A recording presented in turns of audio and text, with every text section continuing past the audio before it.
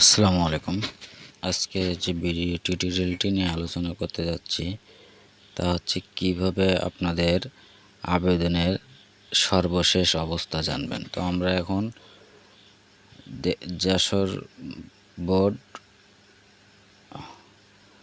Jessore board enter দেব। Enter দেওয়ার পরে Jessore board এই যে এখন।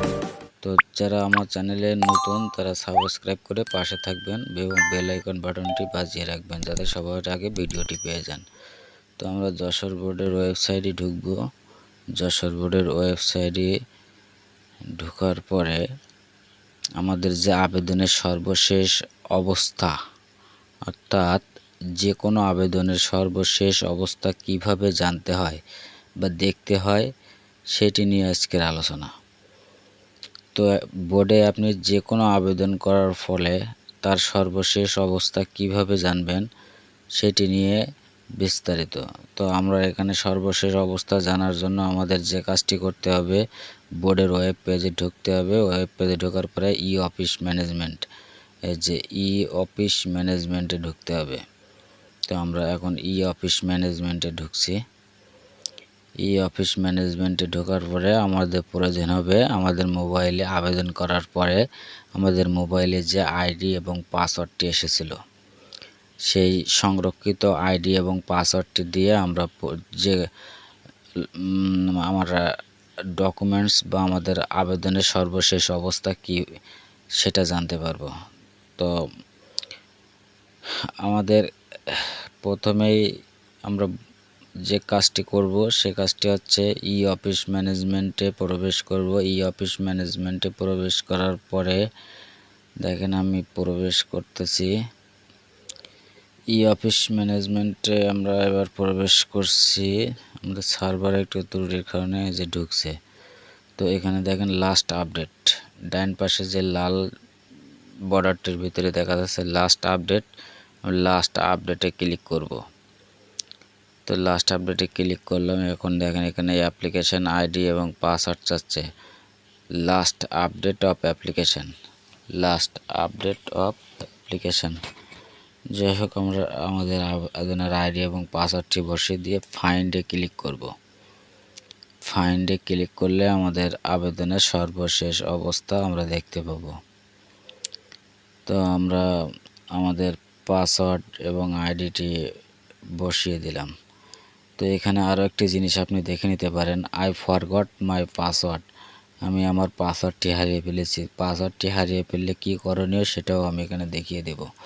পাসওয়ার্ডটি হারিয়ে গেলে আপনার আবেদনের আইডিটি লিখবেন এবং আপনার মোবাইল নাম্বারটি লিখবেন। লেখার পরে রিসেট পাসওয়ার্ড দিবেন। তো আপনার অ্যাপ্লিকেশন আইডিটি বসাবেন এবং মোবাইল নাম্বার বসানোর পরে রিসেট পাসওয়ার্ডে ক্লিক করলে আপনার মোবাইলে একটি পাসওয়ার্ড যাবে। সেই পাসওয়ার্ডটি হচ্ছে আপনার পরবর্তীতে ব্যবহার করে আবেদনে সর্বশেষ অবস্থায় প্রবেশ করতে হবে। তো দেখেন আমি রিসেট করতেছি। এখানে রিসেটে ক্লিক করলে আমার আবেদনের সর্বশেষ অবস্থার পাসওয়ার্ডটি পুনরুদ্ধার হবে। তো তার জন্য আমাদের একটু সার্ভারের সমস্যা। আমরা ফাইন্ডে ক্লিক করছি, তো চলে আসছে। এখন আমাদের print out, application print out বা দেখেন আবেদনের সর্বশেষ কাজ সম্পূর্ণ হয়েছে। আপনার আবেদনের কাজ সম্পূর্ণ হয়েছে। এখানে আপনারা লক্ষ্য করবেন যে প্রিন্ট অর্ডার আমাদের আবেদনের প্রিন্ট অর্ডার আসছে, অর্থাৎ আমাদের আবেদনটি নিষ্পত্তি হয়েছে। তো প্রিন্ট অর্ডারে আমরা ক্লিক করলে আমাদের আবেদনের যে নিষ্পত্তি হয়েছে সেটা আমরা দেখতে পারবো। তো আমরা এখন আমাদের প্রিন্ট অর্ডারে ক্লিক করলাম। প্রিন্ট অর্ডারে ক্লিক করলে একটু সময় নিচ্ছে, সার্ভারের সমস্যা, যার সার্ভারের সমস্যার কারণে একটু সময় নিচ্ছে। তো আমাদের এই যে আমাদের অ্যাপ্লিকেশনের সর্বশেষ অবস্থাটি কি সেটা চলে আসছে। আপনারা দেখতে পাবেন। এই যে চলে আসছে, এটা হচ্ছে আবেদনের সর্বশেষ অবস্থায়।